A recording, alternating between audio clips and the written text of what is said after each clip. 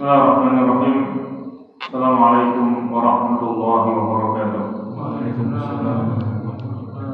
Alhamdulillahilladzi an'ama 'alaina bi ni'matil iman wal Islam. Wassalatu wassalamu ala sayyidil anam wa ala alihi wa ashabihi kiram. Subhanaka la 'ilma lana illa ma 'allamtana innaka antal 'alimul hakim. Wa tub 'alaina innaka antat tawwabur rahim.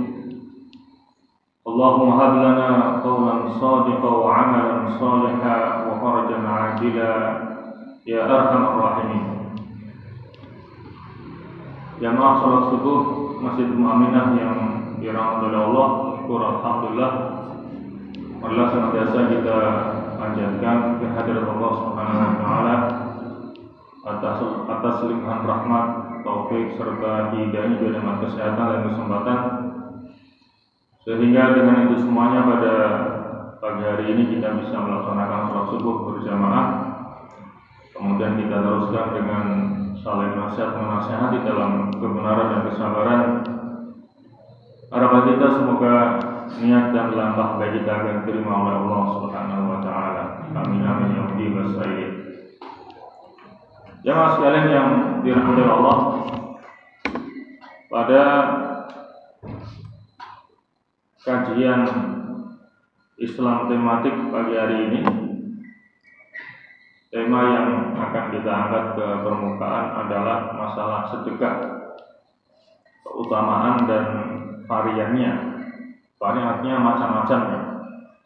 As-shadaqatu fadailuha wa anwa'uha ya. Sedekah, keutamaan dan macam-macamnya.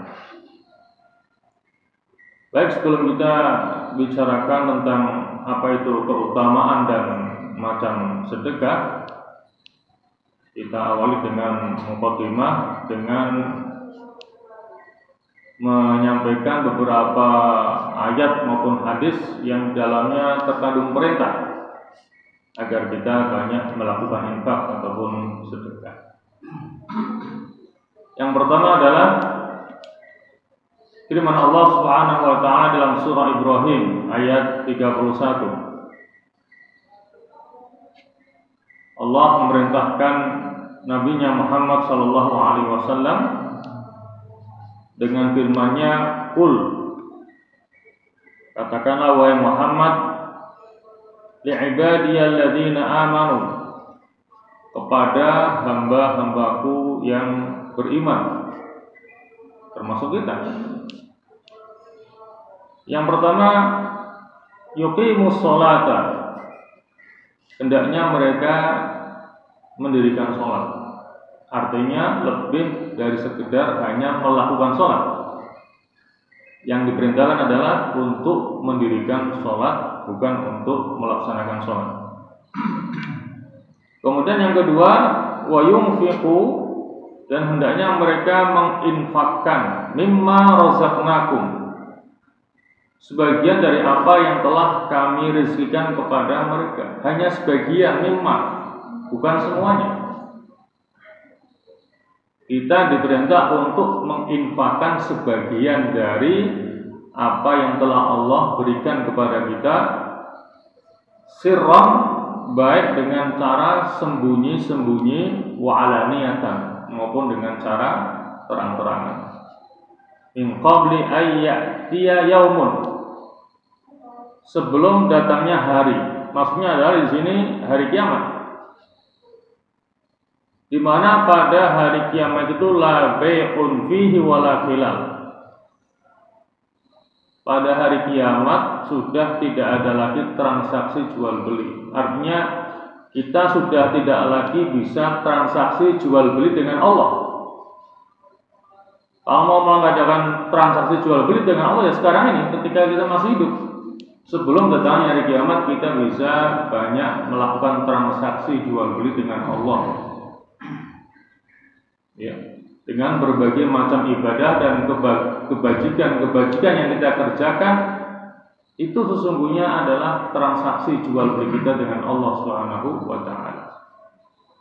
Jadi pada hari kiamat tidak ada lagi jual beli wala khilaf, dan juga tidak ada lagi persahabatan, karena nafsi-nafsi. Setiap orang sibuk dengan urusannya sendiri-sendiri. Ini ayat pertama yang memerintahkan kita untuk melakukan sedekah ataupun infak. Yang berikutnya surah Al-Baqarah ayat 195. Allah berfirman, wa anfiqu fi sabilillah, dan infakkanlah hartamu fi sabilillah, di jalan Allah Subhanahu wa ta'ala.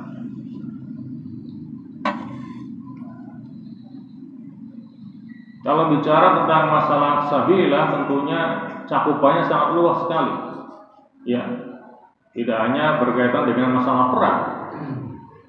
Apapun harta yang kita infakkan di jalan Allah dengan tujuan untuk mencari ridha Allah, maka itu akan masuk dalam kategori infak di jalan Allah Subhanahu wa ta'ala.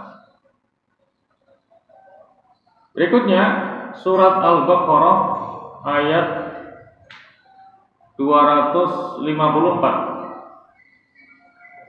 Allah berfirman, ya ayyuhalladzina amanu, wahai orang-orang yang beriman, anfiqu mimma razaqnakum, infakkanlah sebagian dari apa yang telah kami rezekikan kepadamu. Jadi kembali di sini kita hanya diperintahkan untuk menginfakkan sebagian saja dari apa yang telah Allah berikan kepada kita, tidak semuanya.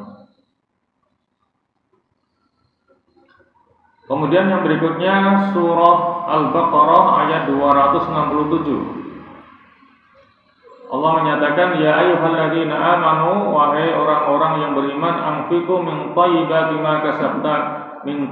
ma kasabtum, infakkanlah dari yang baik-baik dari apa yang telah kamu dapatkan, apa yang telah kamu usahakan. Ya. Jadi jangan kita menginfakkan sesuatu yang tidak baik. Ya, kita diperintahkan untuk menginfakkan dari yang baik-baik, dari apa yang sudah kita dapatkan. Kemudian dalam surah At-Taghabun ayat 16, Allah menyatakan, fattaqullaha, maka bertakwalah kalian kepada Allah, mastata'tum, semampumu, wasma'u, dan dengarkanlah, wa ati'u, dan taatilah, wa anfiqu khairal li anfusikum, dan infakkanlah yang baik untuk diri kalian. Wa may yuqashuha nafsihi, dan barang siapa yang dipelihara dari kekikiran dirinya, fa ulaika humul muflihun, maka mereka itu termasuk orang-orang yang akan mendapatkan al-falah, yaitu kemenangan ataupun keberuntungan. Jadi di sini ada banyak hal yang Allah perintahkan kepada kita lewat At-Taghabun ayat 16 ini. Pertama adalah perintah bertakwa kepada Allah, mastata'na, sesuai dengan kemampuan kita. Kemudian yang kedua adalah mendengarkan, tentunya mendengarkan apa yang diperintahkan oleh Allah dan Rasulnya. Kemudian perintah untuk taat, wa ati'u. Kemudian wa anfiqu khairal li anfusikum, ya, untuk menginfakkan yang baik untuk diri kita. Itulah beberapa perintah yang ada dalam surah At-Taghabun ayat 16. Berikutnya sebuah hadis yang di dalamnya terkandung perintah untuk kita bersedekah ataupun infak, adalah sebuah hadis yang diriwayatkan oleh Imam Bukhari dan Muslim, di mana Rasulullah bersabda, ma minkum ahadun, tidak ada seorang pun di antara kalian, illa sayukallimuhu rabbuhu, melainkan Tuhannya, Allah, nanti akan mengajak bicara dengannya. laisa bainahu wa bainahu turjumanun, di mana tidak ada penerjemah antara dia dengan Allah. Artinya nanti masing-masing dari kita akan diajak bicara langsung oleh Allah Subhanahu wa taala, tidak ada penerjemahnya antara kita dengan Allah Subhanahu wa taala. Laisa bainahu wa bainahu turjumanun, tidak ada penerjemahnya. Wa yanzuru aymana minhu, kemudian dia melihat di sebelah kanannya, fala yara illa ma qaddama min amalihi, maka dia tidak melihat kecuali amal perbuatan yang telah dikerjakannya. Wa yanzuru ash'ama minhu, kemudian dia melihat ke sebelah kirinya, fala yara illa ma qaddama, maka dia pun tidak melihat di sebelah kirinya kecuali amal perbuatan yang telah dikerjakannya. Wa yanzuru baina yadayhi, kemudian dia melihat di depannya, fala yara illa an-nar tilqa'a wajhihi, maka dia tidak melihat kecuali neraka yang ada di hadapan wajahnya. Maka pesan Rasulullah, fattaqun nara walau bisyikki tamratin, maka takutlah kalian kepada neraka meskipun hanya dengan mensedekahkan separuh biji kurma. Jadi sedekah meskipun hanya separuh biji kurma yang kita niatkan karena Allah, itu bisa menyelamatkan kita dari siksa api neraka. Bagaimana kalau satu biji kurma, bagaimana kalau 1 kilo, dan seterusnya. Artinya sekecil apapun apa yang kita sedekahkan karena Allah, itu bisa menyelamatkan kita dari api neraka. Jamaah sekalian yang dirahmati Allah, seorang yang memperhatikan nas-nas yang menyuruh dan mendorong untuk bersedekah akan mendapatkan bahwa amalan sedekah memiliki keutamaan yang tidak dimiliki oleh amalan-amalan selainnya. Bahkan di sini Umar bin Khattab sampai mengatakan, diriwayatkan kepadaku bahwa berbagai amal saling berbangga-bangga. Sholat berbangga-bangga dengan sholatnya, puasa berbangga-bangga dengan puasanya, haji berbangga-bangga dengan hajinya. Maka amalan sedekah akan berkata, aku yang paling utama di antara kalian semuanya. Ini menunjukkan bahwa amalan sedekah itu amalan yang luar biasa. Yang sekalian yang dirahmati Allah, baik, sekarang kita masuk kepada pokok pembahasan kita, yaitu tentang keutamaan dan manfaat sedekah. Di sini cukup banyak ini, mungkin ada sekitar 20 yang akan kita jelaskan di sini. Kita mulai dari keutamaan dan manfaat sedekah. Yang pertama adalah bahwa sedekah itu bisa meredam murka Allah Subhanahu wa taala. Yang semestinya Allah murka kepada seseorang kemudian menurunkan azabnya atau cobaannya, disebabkan oleh karena dia bersedekah, akhirnya Allah jadi marah. Akhirnya Allah tidak jadi mengadabnya. Ini sesuai dengan sabda Rasulullah SAW, inna shadaqata sirri, sesungguhnya sedekah yang dilakukan secara sembunyi-sembunyi, tudfi'u ghadabar rabbi, itu bisa memadamkan murka Allah Subhanahu wa taala. Jadi memang utamanya sedekah itu sir, ya, dilakukan secara sembunyi-sembunyi, tidak terang-terangan. Sebagaimana kata Nabi, hatta la ta'lama shimaluhu ma tunfiqu yaminuh, sehingga tangan kirinya itu tidak mengetahui apa yang disedekahkan oleh tangan kanannya. Itu menunjukkan saking merahasiakannya sedekah sampai sebegitu. Tangan kirinya tidak mengetahui apa yang disedekahkan oleh tangan kanannya. Jadi keutamaan daripada shadaqatus sir, sedekah secara sembunyi-sembunyi, itu bisa memadamkan murka atau amarah Allah Subhanahu wa taala.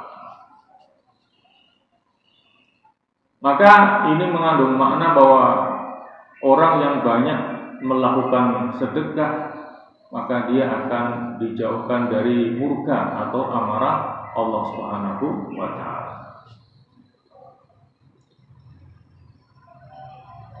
Manfaat atau keutamaan yang kedua adalah bahwa sedekah itu bisa menghapuskan kesalahan. Ya, berbagai macam kesalahan ataupun dosa yang telah diperbuat oleh seseorang itu bisa terhapuskan oleh sedekah yang dia lakukan. Ini sesuai dengan sabda Rasulullah sallallahu alaihi wasallam, "Was-shadaqatu tudfi'ul khati'ah." Dan sedekah itu bisa memadamkan dalam arti menghapuskan al-khati'ah, kesalahan.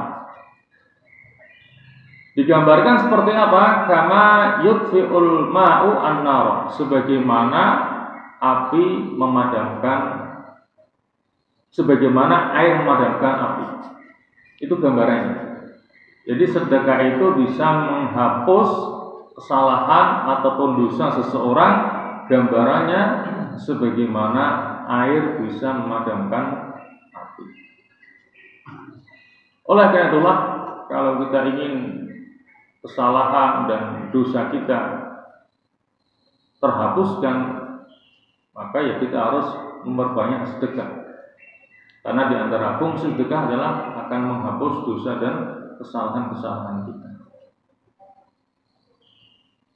Kemudian yang ketiga, sedekah menjaga pelakunya terhindar dari api neraka. Sebagaimana hadis yang tadi sudah kita sampaikan pada muqaddimah ya, fattaqun nara walau bisyikki tamratin. Takutlah kalian kepada api neraka meskipun hanya dengan separuh biji kurma. Jadi sedekah dengan separuh biji kurma itu ternyata nilainya luar biasa di hadapan Allah Subhanahu wa taala. Ya.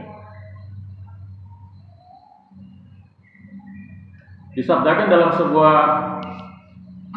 hadis Rasulullah sallallahu alaihi wasallam, "Man tasaddaqa bi adli tamratin min kasbin thayyibin wa la yaqbalu Allahu illa thayyiba fa inna Allaha yaqbaluha bi yaminihi thumma yurabbiha li sahibiha kama yurabbi ahadukum faluwahu hatta takuna mithlal jabal." Pada hadis ini Rasulullah memberikan penjelasan kepada kita bersama bagaimana Allah akan mengganti sedekah kita meskipun hanya dengan separuh biji kurma. Dikatakan di sini, barang siapa yang bersedekah dengan satu biji kurma yang didapatkan dari pendapatan yang baik, maka Allah akan menerima sedekah itu dengan tangan kanannya. Kemudian Allah akan memeliharanya sebagaimana salah seorang di antara kalian memelihara anak kudanya hatta takuna mithlal jabal. Sehingga sedekah yang sebesar satu biji kurma itu karena diterima dan dipelihara oleh Allah bisa berubah menjadi sebesar gunung.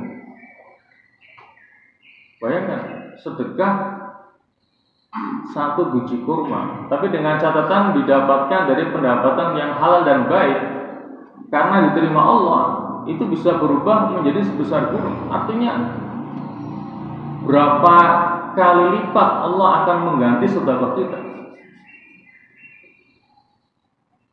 Tentunya dengan berlipat-lipat ganda. Ya, maka hendaknya ini juga mendorong kita untuk gemar bersedekah ataupun infak. Di samping kita akan dapat ganti yang banyak dari Allah, dan kita juga akan dijauhkan dari api neraka. Keutamaan yang keempat, pelaku sedekah berada dalam naungan sedekahnya kelak pada hari kiamat. Sebagaimana sebuah hadis yang bersumberkan dari Uqbah bin Amir, dia mengatakan, aku mendengar Rasulullah sallallahu alaihi wasallam bersabda, kullu mri'in fi dhilli shadaqatihi. Kullu mri'in, setiap orang itu fi dhilli shadaqatihi, ada di bawah naungan sedekahnya. Hatta yuqda bainan nas, sampai Allah memutuskan perkara di antara manusia. Artinya semakin banyak sedekahnya, berarti semakin besar pula naungannya kelak pada hari kiamat. Ya, karena di sini mengatakan bahwa setiap orang itu akan ada di bawah naungan sedekahnya sampai nanti Allah memutuskan perkara di antara semua manusia. Yazid pernah berkata, wa kana Abu Marsad, dan adalah seseorang yang bernama Abu Marsad, la yukhtihu yauman, tidaklah ia melakukan satu kesalahan pada suatu hari, illa tasaddaqa fihi bi syai'in, melainkan dia pasti bersedekah dengan sesuatu pada hari itu. Walau ka'katan, meskipun sedekahnya itu berupa sepotong kue, au basolatan, atau bawang putih, au kada, atau apa saja yang dia miliki.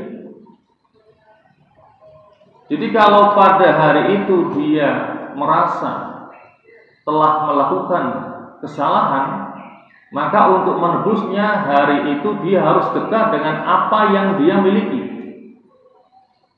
Dikatakan di sini meskipun hanya sepotong kue, dia punyanya sepotong kue, dia sedekahkan sebagai penebus kesalahan yang dia lakukan pada hari itu.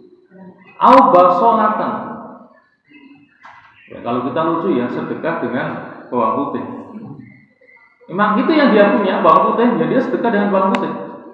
Tujuannya apa? Pokoknya agar kesalahan dia pada hari itu bisa dihapuskan oleh Allah Subhanahu wa Ta'ala.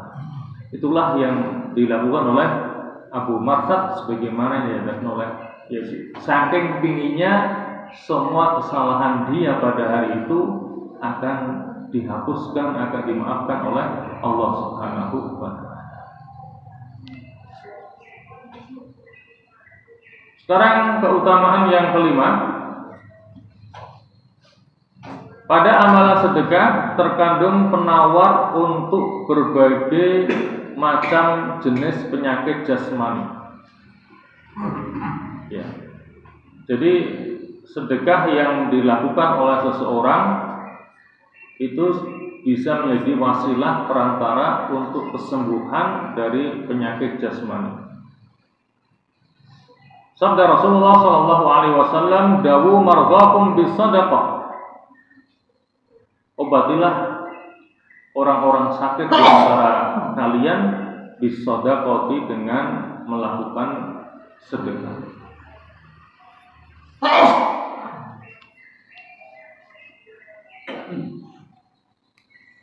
Makanya pernah diceritakan kenapa di Saudi kebanyakan dokter tidak laku. Beda seperti di sini. Sedikit sakit ke dokter, sedikit sakit dokter itu sampai ngantri itu. Ya, apalagi punya BPJS malah dimanfaatkan. Kalau sudah pulang bawa obat 1 karung itu. Iya. Kadang tidak diminum juga di rumah, karena bagaimana? Sekali minum 10 macam. Waduh. Bukan tambah sembuh, malah tambah sakit. Karena orang sana kalau sakit, ya pakainya herbal ya. Apakah minum jam-jam, kemudian madu, kurma. Kalau belum, maka mereka sedekah sebanyak-banyaknya. Kalau belum sembuh baru ke dokter. Jadi pertama itu pakai herbal dulu sesuai dengan tibur nabawi, yang pakai madu atau habatus sauda, kurma begitu. Kemudian bersedekah. Kalau sudah ikhtiar begitu sudah sembuh, baru ke dokter. Kalau kita kan enggak, sakit langsung ke dokter. Ya, sehingga di sini laris dokternya. Kalau di sana kurang laku, dokter di sana kurang laku. Ibnu Syakik menuturkan, aku pernah mendengar Ibnu Mubarak ditanya oleh seorang pria mengenai nanah ataupun darah yang terus keluar dari lututnya sejak 7 tahun yang lalu. Jadi ada seseorang yang punya penyakit dari lututnya senantiasa mengeluarkan darah ataupun nanah. Kemudian orang ini datang kepada Ibnu Mubarak minta petunjuk, apa yang harus saya lakukan? Saya sudah ikhtiar ke berbagai macam dokter, sudah berbagai macam obat saya minum, tetapi tidak menyembuhkan penyakit saya. Selama 7 tahun lutut saya mengeluarkan darah dan nanah. Maka Ibnu Mubarak memberikan saran, pergilah dan galilah sumur di daerah yang membutuhkan air. Jadi Ibnu Mubarak memerintahkan kepada orang itu untuk mencari daerah gersang yang mana orang-orang kekurangan air itu untuk membuat sumur di sana.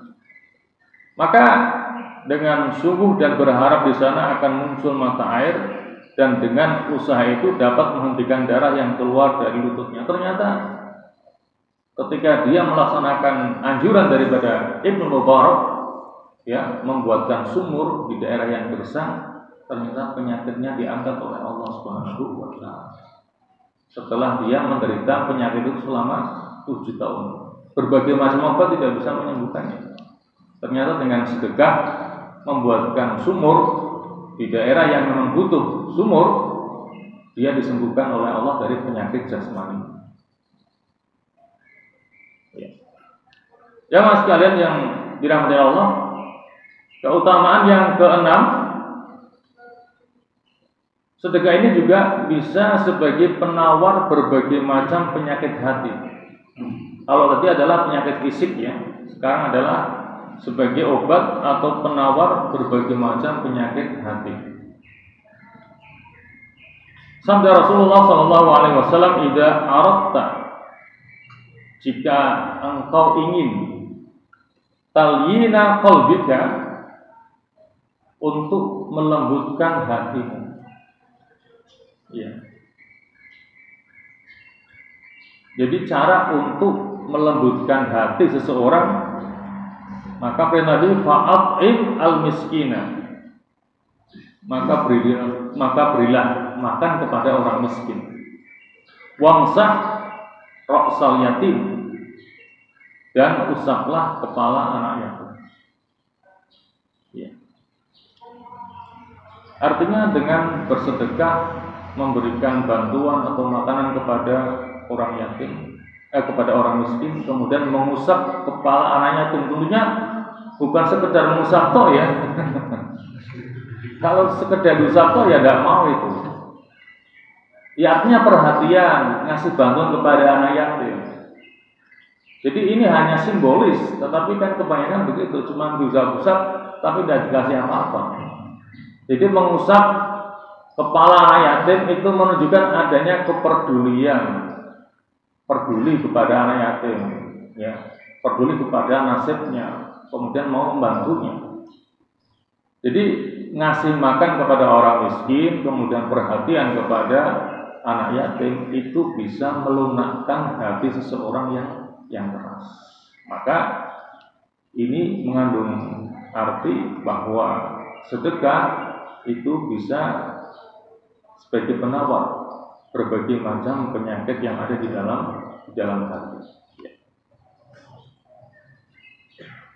Berikutnya keutamaan yang ketujuh, sedekah juga bisa menolak berbagai macam musibah. Ya. Sebagaimana wasiat daripada Nabi Yahya kepada kaum Bani Israel, wa amurukum bisadaqah. Ya, dan aku perintahkan kepada kalian untuk melakukan sedekah. Fa inna masalah zalika, maka sesungguhnya permisalan daripada sedekah itu adalah kama tali rajulin, rumpamanya seperti seseorang asarahu al-adu, yang ditawan oleh musuh, fa'awsaku yadahu ila unuqihi, kemudian musuh itu mengikat tangannya ke lehernya begini, ya, liyadribu unuqahu, untuk dipenggal kepalanya. Jadi perumpamaannya seperti orang yang ditangkap oleh musuh, kemudian tangannya diikat ke lehernya, kemudian dihadapkan kepada seorang al-bujuk untuk dipancung kepalanya. Faqala, maka orang itu mengatakan, ana afdihi minkum.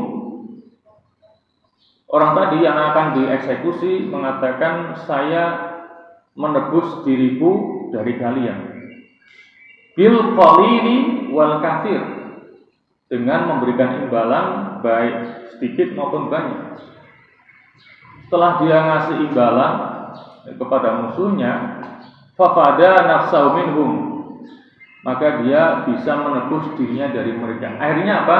Tidak jadi dieksekusi, akhirnya selamat. Jadi itulah yang diwasiatkan oleh nabinya kepada kaum Bani Israil dengan memberikan gambaran seperti itu, ya. Pertama perintah untuk bersedekah, kemudian digambarkan seperti itu. Artinya ketika orang itu memberikan sesuatu, dia bisa selamat dari eksekusi. Maka dikatakan di sini, dengan sedekah maka bisa menolak berbagai macam musibah. Tadi kan digambarkan dia karena musibah akan dibunuh, akan dipenggal kepalanya. Tapi gara-gara dia mau memberikan sesuatu, akhirnya dia bebas. Sama juga, kalau kita mau sedekah, maka insya Allah kita akan dibebaskan dari berbagai macam musibah yang seharusnya menimpa diri kita.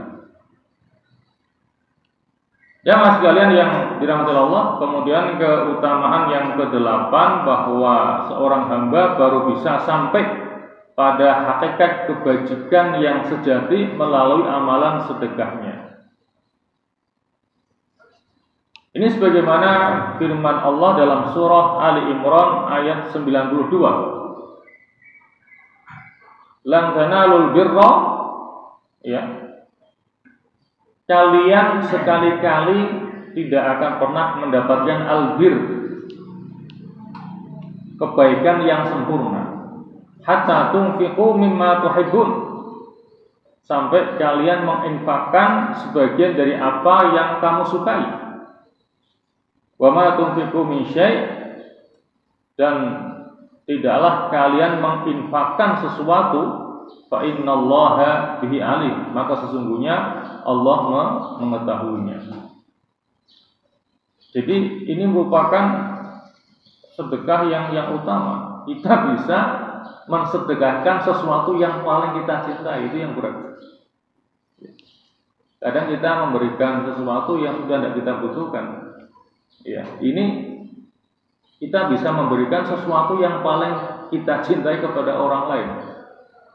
Kalau itu bisa, kita akan sampai kepada albir, ya, kebaikan yang paling sempurna, ya seperti itu. Ya, bisa menginfakkan sesuatu yang paling kita cintai. Dan Allah mengatakan, wa ma tunfiqu min syai', apa saja yang kamu infakkan, fa innallaha bi alim, maka sesungguhnya Allah mengetahui. Ya, jadi sekecil apapun yang kita infakkan, maka akan diketahui oleh Allah Subhanahu wa taala. Yang kecil aja diketahui, apalagi yang besar. Setelah Allah mengetahui apa yang kita infakkan, tentunya Allah akan mengganti, akan membalas apa yang kita infakkan di jalan Allah dengan ganti yang berlipat ganda. Minimal 10, ya, karena innal hasanat, karena setiap kebaikan itu akan dilipat gandakan 10, itu kan batas minimalnya. Ya, semakin kita sempurna, semakin kita ikhlas dalam sedekah, tentunya akan lebih dilipat gandakan oleh Allah Subhanahu wa taala. Keutamaan yang ke-9, orang yang bersedekah akan didoakan oleh malaikat setiap harinya. Berbeda terbalik dengan orang yang menahan hartanya atau yang tidak mau sedekah, maka dia akan dilaknat oleh malaikat Allah.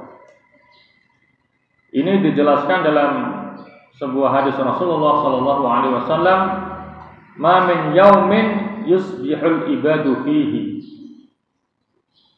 Ya, artinya bahwa setiap pagi itu ada 2 malaikat yang turun, illa malakani yanzilan. Ya. Fayaqulu ahaduhuma, maka salah satu daripada kedua malaikat itu mendoakan kepada orang yang gemar berinfak dengan doanya, Allahumma a'ti munfiqan khalaq. Ya Allah, berikanlah ganti kepada munfik. Munfik artinya orang yang berinfak. Ini yang mendoakan malaikat. Wa yaqulul akhar, sementara malaikat yang satunya itu melaknat kepada mumsik, kepada orang yang tidak suka berinfak, dengan laknatnya, Allahumma a'ti mumsikan talaka. Ya Allah, berikanlah kehancuran kepada mumsik. Jadi gambarannya orang yang gemar berinfak itu kan seperti telapak tangan yang terbuka. Artinya apa? Yang dari dalam mudah keluar, maka yang dari luar mudah masuk. Karena dia mudah bersedekah, sehingga dia mudah mendapatkan ganti. Ya, jadi gambaran orang yang gemar bersedekah itu seperti telapak tangan yang terbuka. Yang dari luar gampang keluar, maka yang dari luar gampang masuk. Artinya mudah mendapatkan ganti yang berlipat ganda dari Allah. Sementara mumsik itu kan seperti tangannya mengepal. Artinya apa? Yang dari dalam tidak bisa keluar, makanya yang dari luar bisa masuk. Ya begini aja. Ini gambaran orang yang pikir, mumsik. Itu tiap pagi akan dilaknat oleh malaikat Allah. Allahumma a'ti mumsikan talaka. Ya Allah, berikanlah kehancuran kepada mumsik. Sementara yang munfik didoakan agar mendapatkan ganti yang berlipat ganda dari Allah Subhanahu wa taala. Kemudian keutamaan yang ke-10, pelaku sedekah dikaruniakan keberkahan baginya pada hartanya. Dalam hal ini Rasulullah bersabda, "Ma naqasat shadaqatun min malin." Artinya tidak akan berkurang harta yang disedekahkan. Tidak ada dalam sejarahnya orang jatuh miskin karena banyak sedekah. Yang ada semakin banyak sedekahnya semakin kaya, semakin mendapatkan rezeki yang banyak, melimpah dari Allah Subhanahu wa taala. Karena Nabi mengatakan, "Ma naqasat shadaqatun min malin." Tidak akan berkurang harta yang disedekahkan, malah akan bertambah.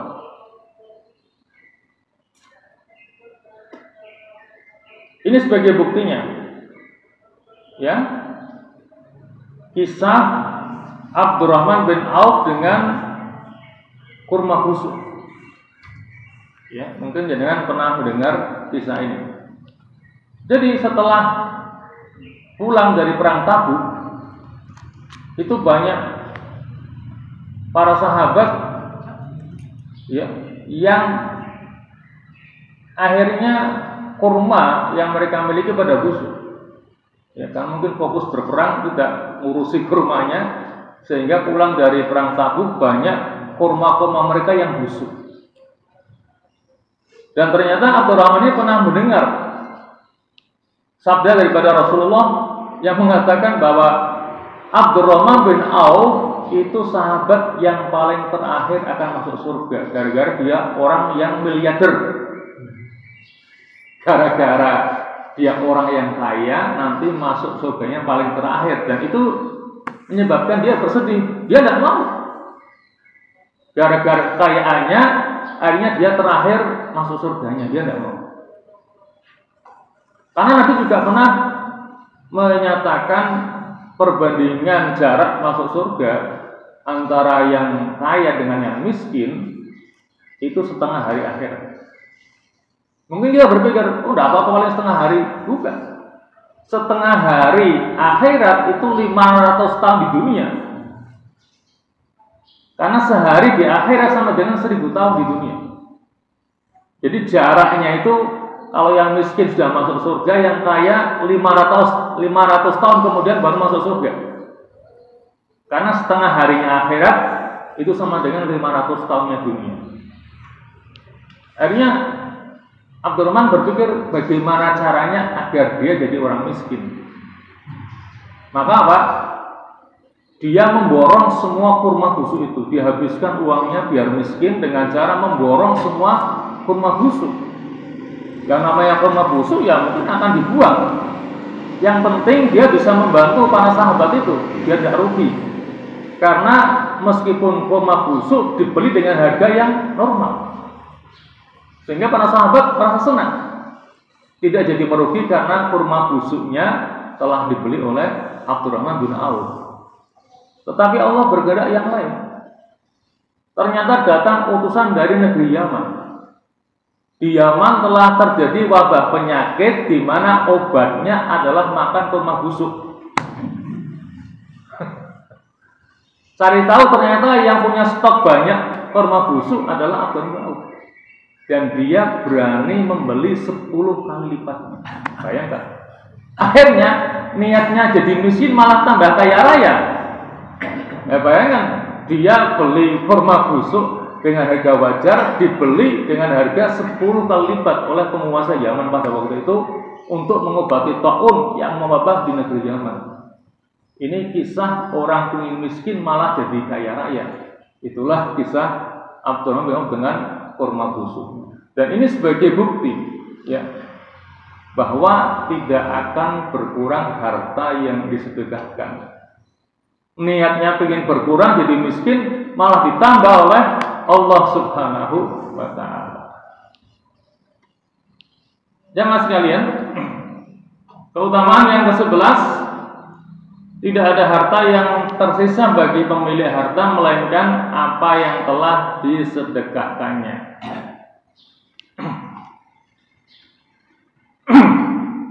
Pada suatu hari Rasulullah melakukan kurban, ya menyembelih kambing, kemudian dibagi-bagikan ya kepada orang yang membutuhkan. Kemudian beliau bertanya kepada istrinya Aisyah, apakah masih ada yang tersisa?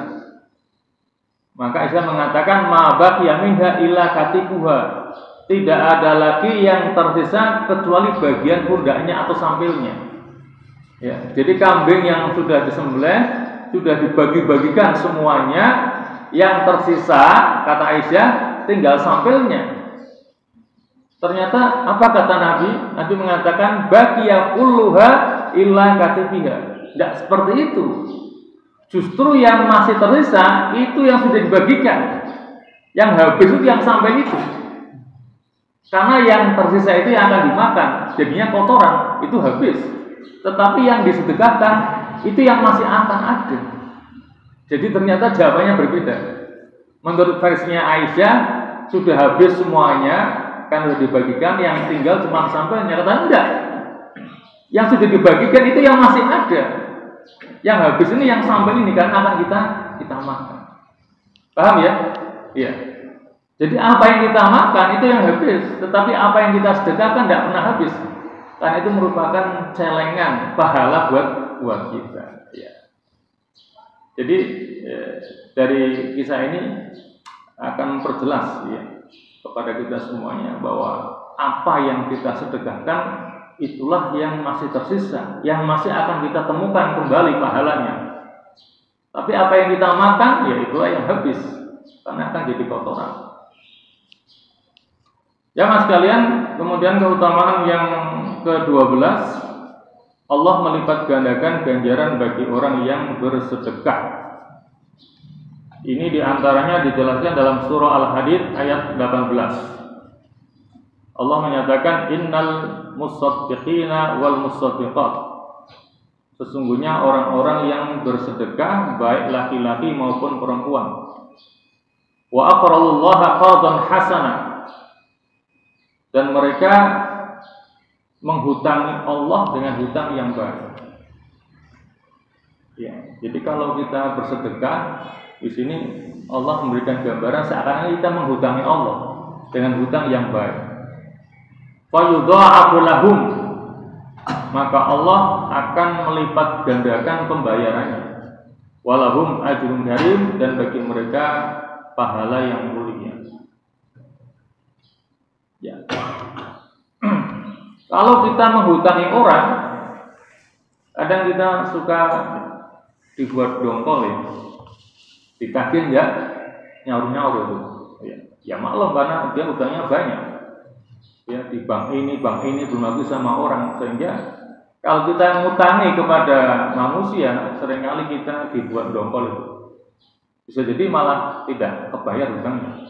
Tetapi kalau kita ngutangi Allah, Allah akan bayar dengan pembayaran yang berlipat ganda. Yudha'afu lahum.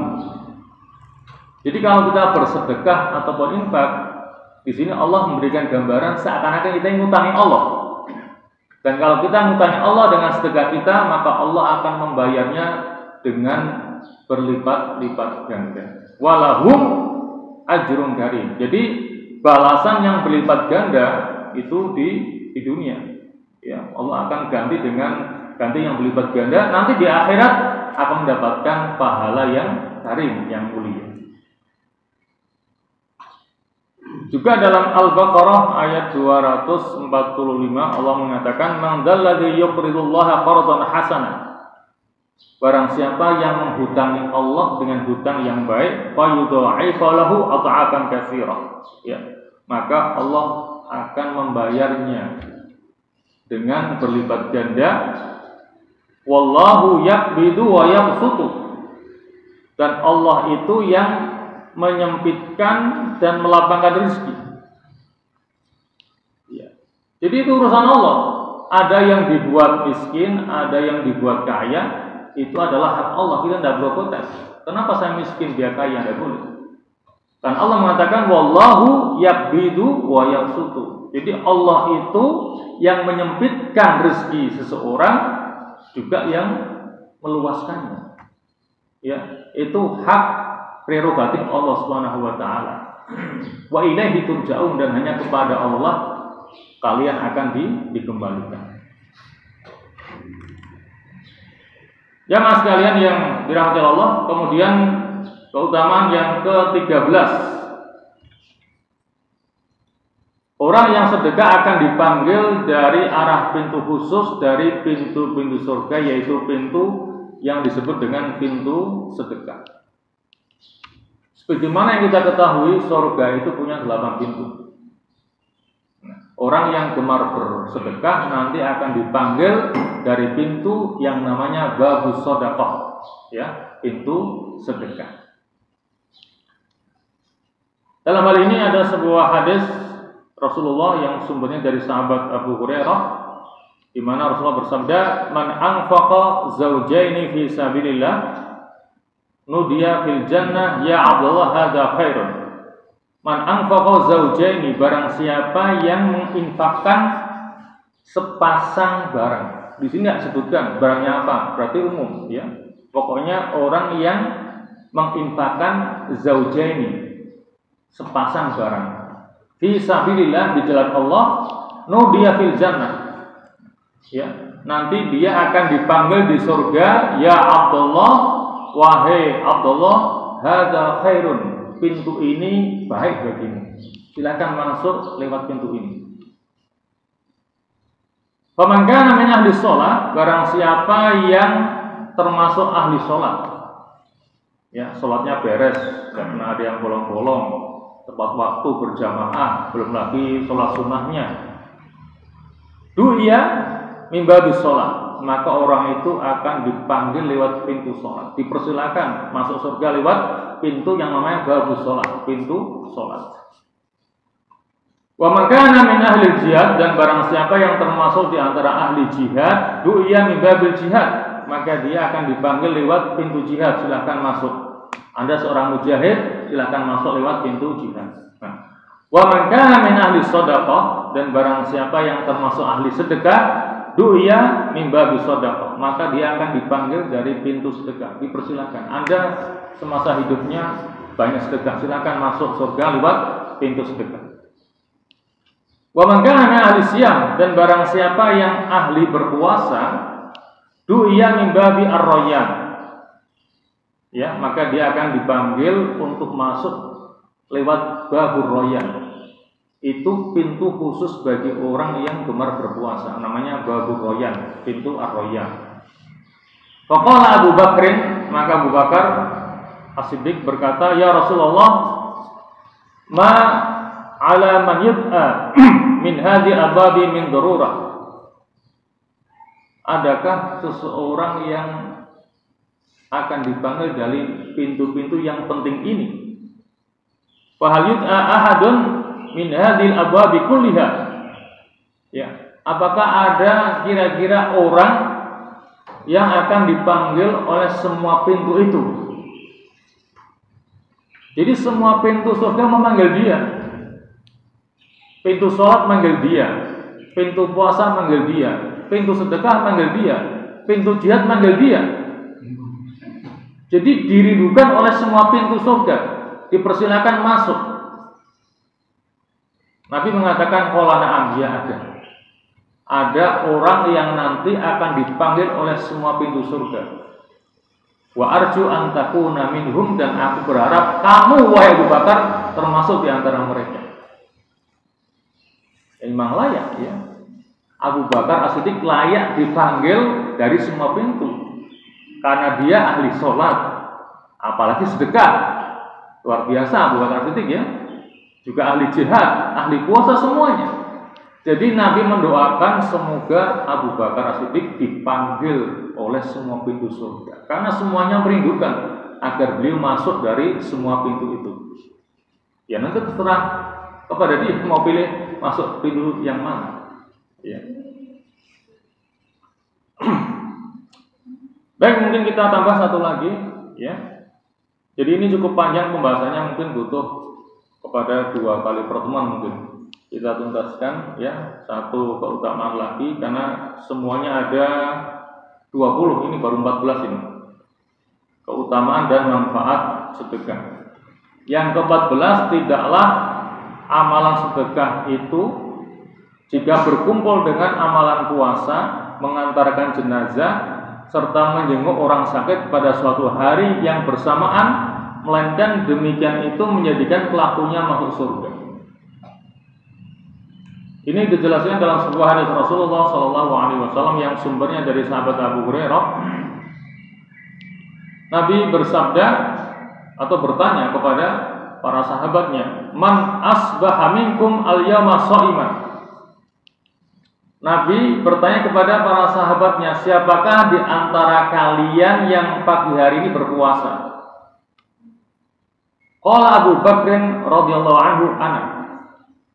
Abu Bakar mengatakan, saya wahai Rasulullah yang pagi ini berpuasa. Qala, kemudian Nabi kembali bertanya, man tabi'a minkum al-yawma janazatan. Siapakah di antara kalian yang hari ini mengantar jenazah? Qala Abu Bakrin, ana. Kembali Abu Bakar mengatakan, saya wahai Rasulullah, hari ini saya telah mengantar jenazah. Nabi kembali bertanya, faman at'ama minkum al-yawma miskina. Siapakah hari ini di antara kalian yang telah memberi makan orang miskin? Qala Abu Bakar, ana. Kembali Abu Bakar mengatakan, saya wahai Rasulullah, hari ini saya telah memberi makan orang miskin. Kemudian Nabi kembali bertanya, faman 'ada minkumul yawma maridan. Siapakah di antara kalian yang hari ini telah menjenguk orang sakit? Kembali Abu Bakar mengatakan, anak saya, wahai Rasulullah. Maka Rasul mengatakan, mastama'na fimri'in illa dakhalal jannah. Tidaklah keempat perbuatan itu ada pada diri seseorang melainkan dia akan masuk surga. Dan itu sudah diperhatikan oleh Abu Bakar. Ya. Pada hari itu dia berpuasa, pada hari itu dia mengantar jenazah, pada hari itu dia juga telah memberi makan orang miskin, juga dia telah menengok orang sakit. Maka Nabi mengatakan barang siapa yang keempat amalan itu dilakukan oleh seseorang pada hari itu, dakhalal jannah, maka dia akan masuk ke dalam surga. Jamaah sekalian, mungkin barangkali sementara sampai di sini dulu ya, karena sudah cukup siang waktunya. Baru keutamaan yang 14, nanti kita lanjut sampai ke 20. Setelah itu baru kita akan kaji varian-variannya atau macam-macam sedekah yang bisa kita kerjakan. Barangkali itu yang bisa kita kaji. Semoga ada manfaatnya dan kita mohon kepada Allah semoga kita termasuk min ahli sedekah, ya, termasuk orang yang suka bersedekah sehingga bisa mendapatkan semua keutamaan ini. Aku qouli hadza wa astaghfirullahaladzim wa lakum, dan marilah kita akhiri taklim kita dengan doa bismillahirrahmanirrahim. Alhamdulillahil alamin hamdan yuwaffi ni'amahu wa yukafi mazidah. Ya Rabbana lakal hamdu kama yanbaghi li jalali wajhikal karim wa 'azimi sultanik. Allahumma salli wa sallim ala Muhammad wa ala ali Muhammad. Allahumma la tada'lana fi maqamina hadha dhanban illa ghafartah wa la hamman illa farajtah wa la karban illa nafastah wa la maridan illa syafaitah wa la daynan illa qadaitah wa la mu'assiran illa yassartah wa la dhalan illa hadaitah wa la ghaiban illa radattah wa la hajatan min hawaji dunya hiya laka ridha wa lana fiha salah illa antana ala qada'iha wa yassartaha lana bi rahmatika ya arhamar rahimin. Allahumma ij'al istima'ana hadha istima'an marhuma waj'al tafarruqana ba'dahu tafarruqan ma'suma wa la taj'al fina wa la ma'ana syaqiyyan wa la mahruma. Allahumma la tufarriq hadha al-jam' al-mubarak fi hadha al-makan al-mubarak illa bidhanbin maghfur wa 'aibin mastur wa 'amalin mutaqabbalin mabrur ya aziz ya ghafur ya rabbal alamin. Allahumma hadha du'a wa minkal ijabah ya sami'ad du'a ya dzal manni wal 'ata. Wa sallallahu ala Muhammadin wa alihi wa sahbihi wasallam. Walhamdulillahi rabbil alamin. Wassalamu alaikum warahmatullahi wabarakatuh.